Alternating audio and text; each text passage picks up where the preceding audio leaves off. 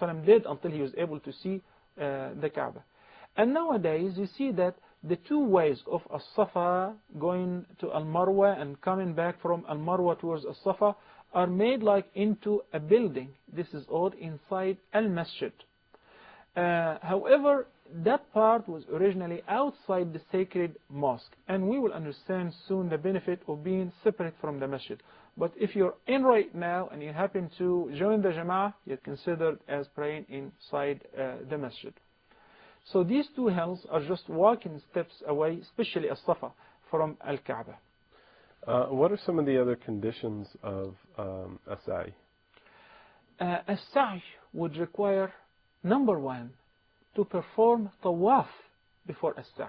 You cannot just do sa'i, then do tawaf afterward. But the order is very, very important, as you cannot just commence on performing tawaf without assuming the intention of performing either Hajj or Umrah, or knowing exactly what is the purpose of your visit, which is through the ihram. As-sa'i is walking between As-Safa and Marwa with the intention of performing ibadah, an act of worship. So it's got to be in order after at-tawaf. It requires that the person makes 7 rounds. Many people get confused when I say 7 rounds or 7 trips, so that they assume that going back and forth, round trip, they count it as 1. No. 7 trips from As-Safa to Al-Marwa, this is 1. Coming back from Al-Marwa towards As-Safa, 2. Going to Al-Marwa again, 3, and so forth. So now if you begin with As-Safa and you're supposed to make 7 trips, you would end up where at the 7th trip? At Al-Marwa. Once you reach to Al-Marwa on the 7th time, you've done. You don't need to make it 14 times as some do by counting round trip as just 1.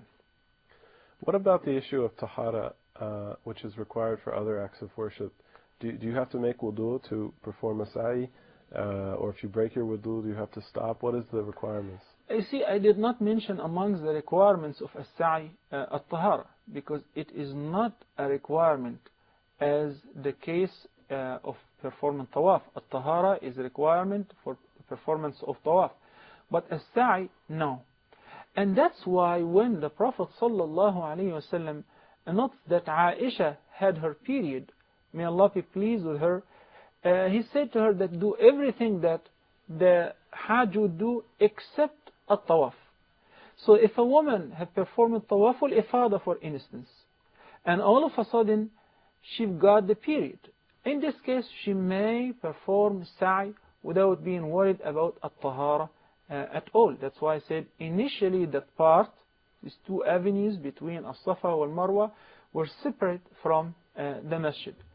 But it's always recommended to have tahara and wudu throughout the entire time, especially in those sacred places and sacred times. So it is recommended a person would have wudu before making sa'i. Well, thank you, Sheikh. This is a very good introduction to the issue of as-sa'i, and I want to continue talking about this after we come back from a break. I know there's probably many more details that we need to know and need to benefit from. So please stay with us and we'll be back in just a minute. Assalamu alaikum.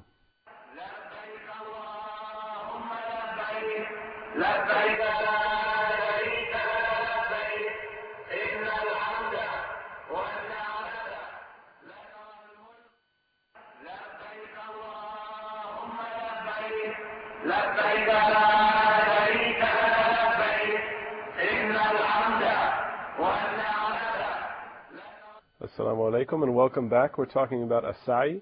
There are a few recommended acts that you mentioned during a tawaf. One was at-tiba, which was folding the garment from the right shoulder underneath the arm, and also a-ramal in terms of running briskly, moving briskly. Do these acts apply at all to as-sa'i as well? Well, concerning al-ittiba', it is only limited to the very first tawaf, the arrival tawaf, as we agreed. It's not even practiced in any other tawaf. But al-ramal in the first 3 rounds in tawaf. When we come to as-sa'i, we will notice that amongst the recommended acts, there are some green markers that a person would see on the way between as-Safa and Marwa. In between these two green markers, it is recommended for a sa'i, for the male pilgrim or the male person who's performing Umrah, to jog, which will be faster than just walking briskly. Between these two green areas, those markers. A woman should not do that at all, of course. While doing sa'i, going back and forth, one should keep his tongue and heart busy with the remembrance of Allah subhanahu wa ta'ala.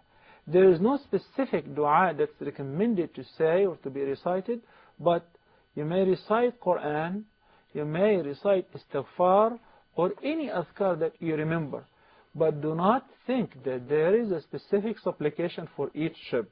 This is not described at all in the Sunnah of Prophet Muhammad sallallahu alaihi wasallam, and he's the one who said that take the rites of Hajj step by step from me, not from anyone else.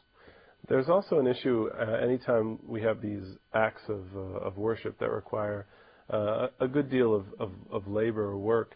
Some people aren't capable of it. For instance, someone might be in a wheelchair. Perhaps someone just gets tired and needs rest. Is it permissible for these people to continue in their normal way through this rite? لا يكلف الله نفسا إلا وسعها. This is a beautiful glad tidings Allah have delivered to all of us. Allah does not lay any commands on any soul beyond its capacity.